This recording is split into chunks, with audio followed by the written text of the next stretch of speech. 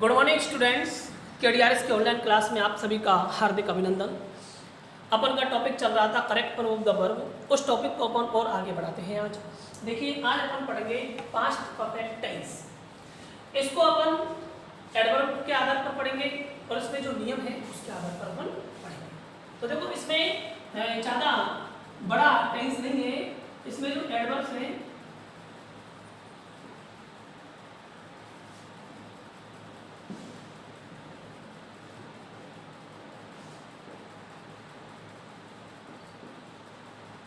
Adverbials, इसमें एक तो ऑलरेडी है,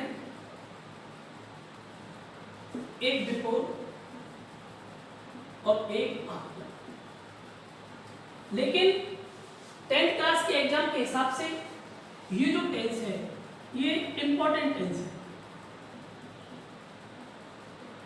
इसमें से आपको एग्जाम में कम से कम एक उदाहरण तो मिल ही जाता है, दो भी मिल जाते हैं, लेकिन एक तो आपका पक्का इनमें से मिल जाता है। और मैं आपको जो पढ़ा रहा हूं उसमें से आपको मिल जाएगा, तो इसको आप बड़े ध्यान से पढ़ना। देखिए,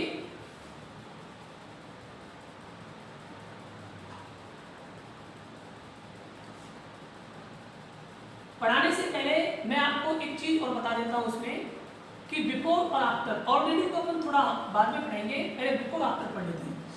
तो देखो, बिफोर आफ्टर में क्या है, पहले इसका आप एक नियम पढ़ो और उसके बाद में मैं आपको इसको समझाऊंगा। थोड़ा सा मैं नियम देख लेते हैं इसका हिंदी में। यदि किसी वाक्य में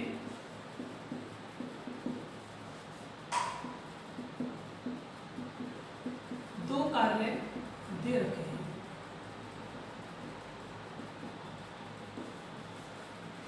और उनमें से एक कार्य पहले समाप्त हो गया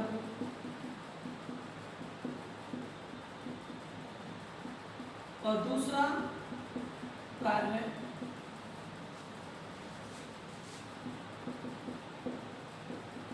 बाद में समाप्त हुआ हो, तो जो कार्य पहले समाप्त होता है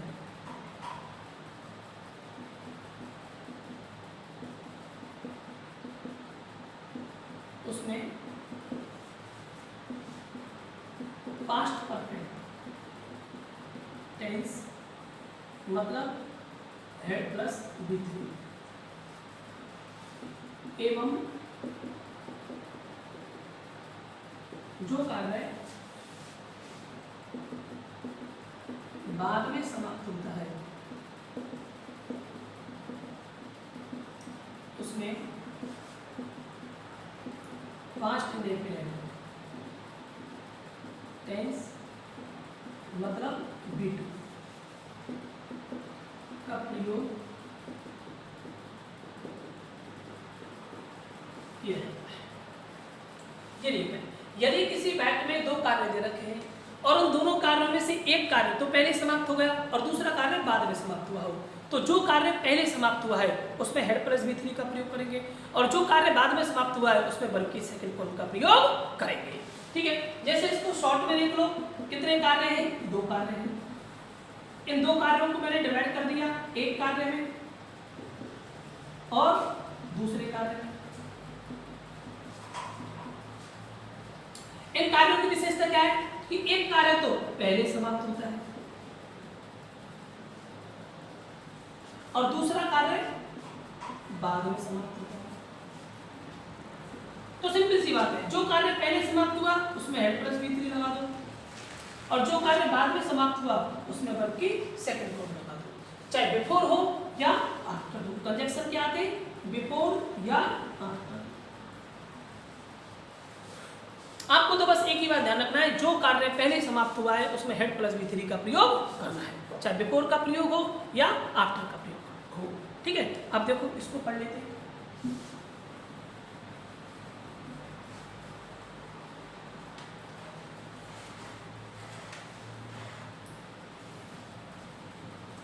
बिफोर आफ्टर पहले पढ़ लेते हैं, ऑलरेडी को मैं अभी बाद में पढ़ाऊंगा। पहले बिफोर आफ्टर देखो, बिफोर आफ्टर का एक सूत्र है, बड़ा फेमस सूत्र है, देखो हेड प्लस B3, ये अपन का रिक्त स्थान है, प्लस बिफोर प्लस वर्ग की सेकंड फॉर्म, ये भी अपन का रिक्त स्थान है। वर्ग की सेकंड फॉर्म ये रिक्त स्थान है, plus after plus head plus B3, ठीक है। ये अपन का क्या है, एक बड़ा प्यारा सा सूत्र है।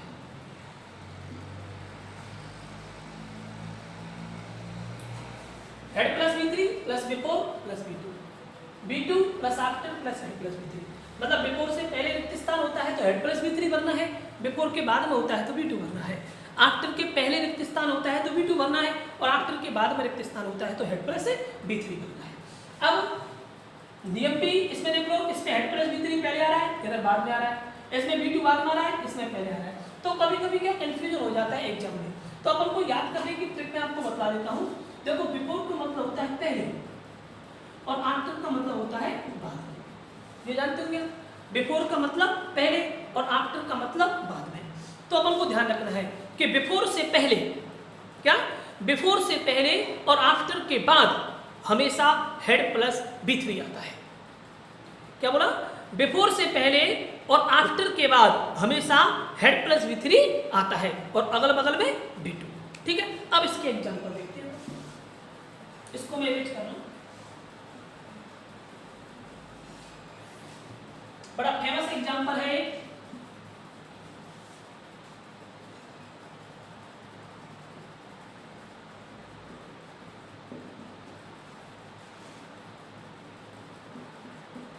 the patient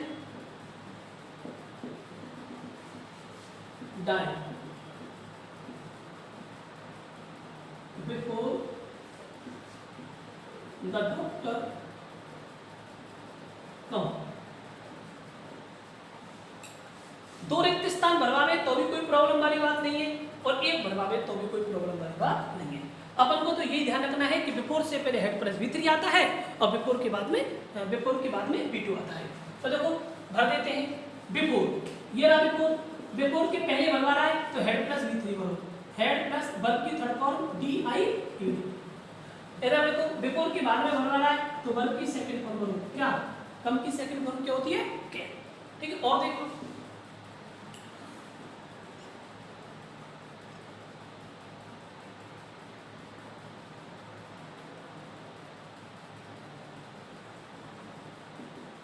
My mother cook food before I reach home। इधर देखो बिफोर से पहले भरवा रहा है, पहले भरवा रहा है तो क्या आता है, हेड प्लस B3, तो COOK। और देख लो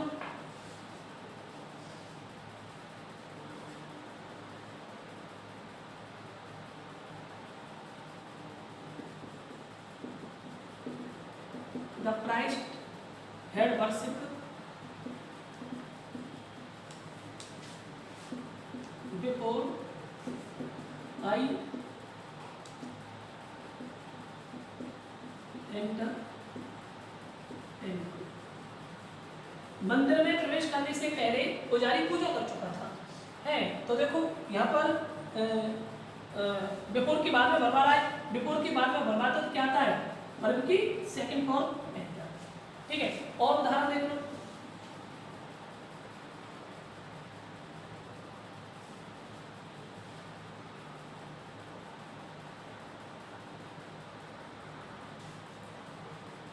जैसे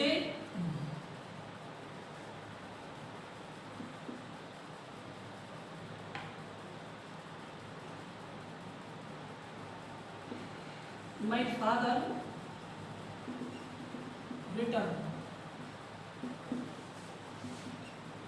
from office after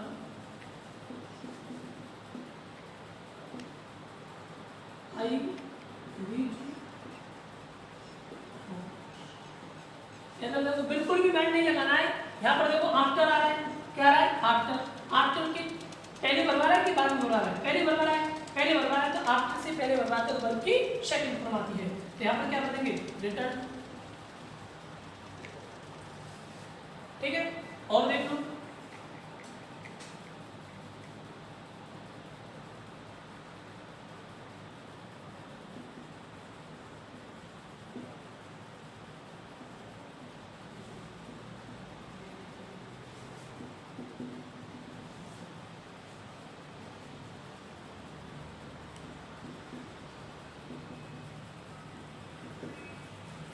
देखो आफ्टर के बाद में भरवाना है, बाद में भरवाता क्या आता है, हेड प्लस B3 ENTER।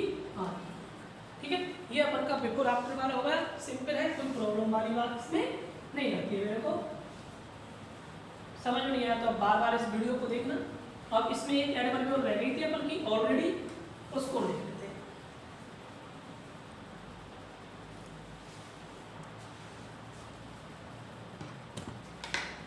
देखो already,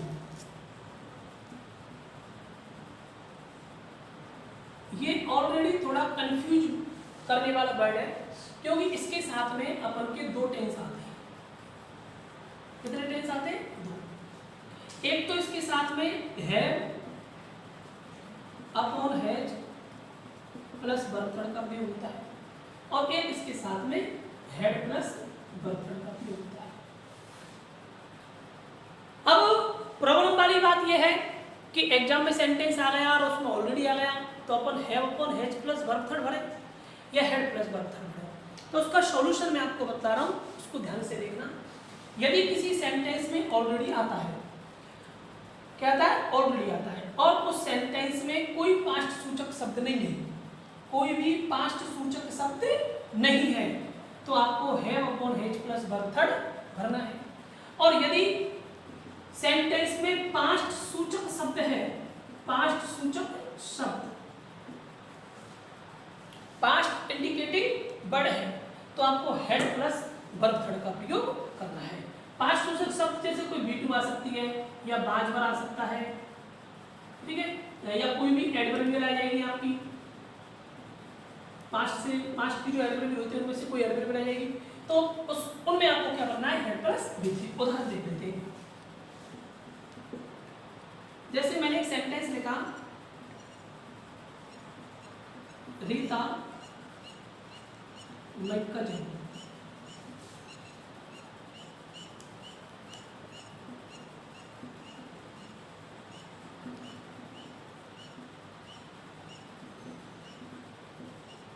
worship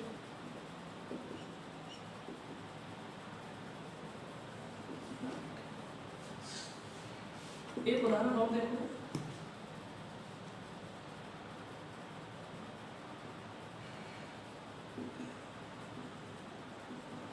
the doctor was not at home, he already go to hospital, go to hospital। अब देखिए यहाँ पर पहला सेंटेंस देते हैं, इसमें क्या आ रहा है, ऑलरेडी आ रहा है, कोई भी पास्ट सूचक शब्द आ रहा है क्या, कोई भी पास्ट सूचक शब्द नहीं आ रहा, तो इसलिए अपन इसमें क्या करेंगे, have upon has plus verb third. अब हैव और हैज में से एक भरना है, तो सब्जेक्ट देखो, सब्जेक्ट क्या रीता, सिंगुलर है और नाम है, तो क्या आएगी, एस वाली आएगी, तो हैव और हैज में से हैज, और इसकी थर्ड फॉर्म भर दो, WORSHI वर्षिप। इधर दूसरे सेंटेंस में देखते हैं, यहाँ पर क्या आ रहा है, बाज आ रहा है, ये पास्ट इंडिकेटिव शब्द है कि नहीं है, पास्ट सूचक शब्द है। पास्ट सूचक शब्द है तो अपन का सेंटेंस किस में गया, पास्ट में गया, पास्ट में गया तो अपन को पास्ट की हेल्पिंग वर्ब डालनी है। पास्ट की हेल्पिंग वर्ब क्या है, हेड प्लस वर्ब थर्ड। ठीक है, ये अपन का पास्ट परफेक्ट टेंस था। ठीक है, अगला टेंस और पढ़ लेते हैं अपन आज ही, ताकि अपन का पास्ट कंप्लीट हो जाएगा, वो भी छोटा सा ही है।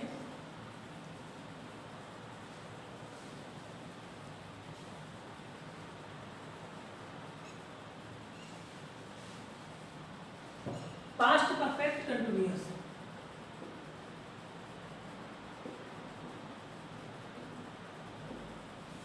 हेल्पिंग वर्ब होती है इसकी हेड बीन प्लस वर्ब में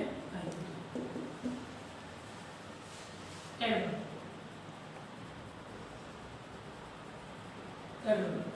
सिंस अपॉन 4 प्लस टाइम, ये इसकी एडवर्ब होती है। अब आप मेरे पिछले वीडियो को देखना, उसमें मैंने प्रेजेंट परफेक्ट कंटिन्यूअस पढ़ाया था, उसमें भी आपको सिंस अपॉन 4 प्लस टाइम मैंने एडवर्बियल बतलाई थी। यहाँ पर भी सिंस अपॉन 4 प्लस टाइम है। तो आपको एक बात ध्यान रखनी है, सेंटेंस में सिंस अपॉन 4 प्लस टाइम आ गया और सेंटेंस खत्म हो गया, कोई भी 5 सूचक शब्द नहीं है, तो आपको have been upon has been plus verb ING का प्रयोग करना है। और भी सेंटेंस में सिंस अपॉन 4 प्लस टाइम आ गया और दूसरे वाले क्लॉज में बैक आगे चालू है, आगे वाले बैक में 5 सूचक शब्द रखा है, तो आपको had been plus verb ING भरना है। लिख देता हूं मैं आपको नियम बना के।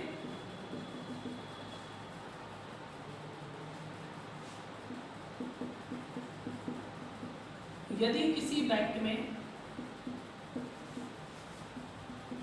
सिंस अपॉन 4 प्लस टाइम दे रखा है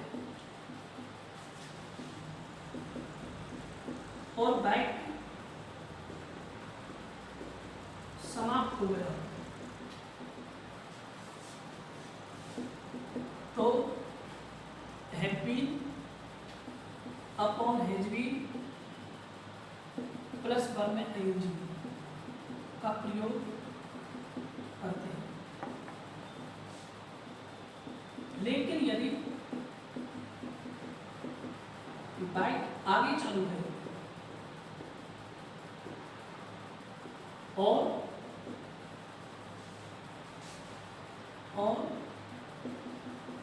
आगे वाले बाइक में 5 सूचक शब्द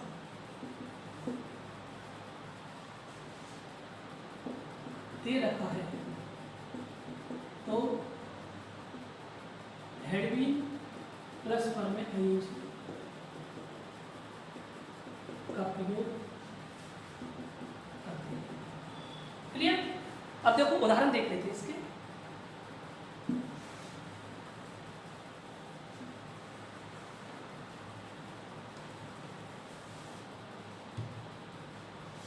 जैसे एक एग्जांपल लिखा मैंने,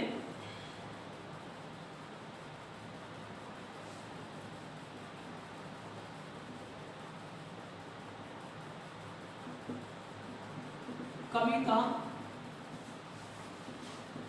teach in this college for 5 years. When I read last year. अब देखिए यहाँ पर ये सेंटेंस है आपका। इस सेंटेंस में आप देख रहे हो कि सिंस 4 प्लस टाइम आ रहा, क्या आ रहा? सिंस अपॉन 4 प्लस टाइम, तो 4 प्लस टाइम आ गए। चलो बोल रहे हैं सेंटेंस आगे चालू है, आगे वाला जो बैक है उसमें 5 सूचक शब्द दे रखा है, क्या दे रखा है? लास्ट ईयर दे रखा है, ये 5 सूचक शब्द है। तो ये कौन सी फॉर्म हो जाएगी? फिर वर्ब की सेकंड फॉर्म हो जाएगी। अब इधर पास्ट टेंस दे रखा है, तो इधर भी क्या आएगा? पास्ट टेंस आएगा।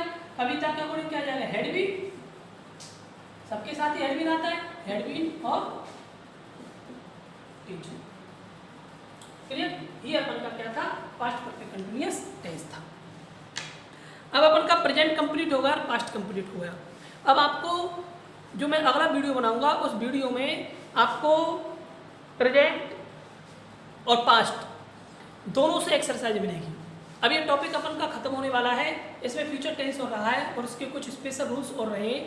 बस 2-3 वीडियो में टॉपिक खत्म हो जाएगा और फिर आपका क्या, एक टेस्ट लगेगा। उस टेस्ट में आपकी परफॉर्मेंस देखी जाएगी और जो भी आपको कन्फ्यूजन हो आप कमेंट बॉक्स में कमेंट डालें।